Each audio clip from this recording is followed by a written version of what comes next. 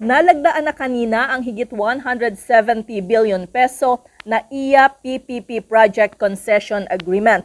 Sinaksihan mismo ni Pangulong Ferdinand Marcos Jr. ang pirmahan sa pagitan ng gobyerno at pribadong sektor sa ginanap na seremonya sa Malacanang. Ang nasabing proyekto ang inaasahang magpapaganda ng serbisyo at pasilidad sa Ninoy Aquino International Airport. Matatandaang ang SMC SAP and Company Consortium sa pangunguna ng San Miguel Holdings Corporation ang nanalong bidder para mag-operate at mag-rehabilitate ng paliparan.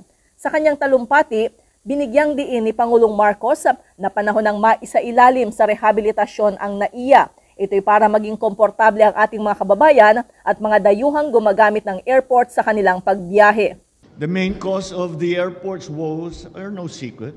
It's been operating beyond capacity for many years now, almost a decade.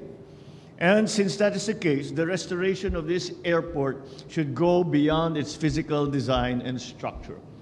It requires major overhaul, such as the rehabilitation of the passenger terminals, the airside facilities, the development of commercial assets and utility systems, the provision of intermodal and interterminal transport facilities. Sa ilalim ng proyekto, mula sa kasalukuyang 32 milyon, target maitaas sa 60 milyon ang mga pasahero kada taon na maseserbisyohan ng NAIA.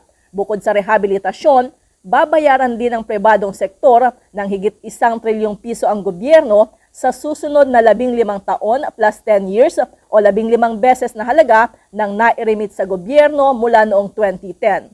Para sa NBC TV Network News, ito si Lep Narciso, sama-sama tayo Pilipino.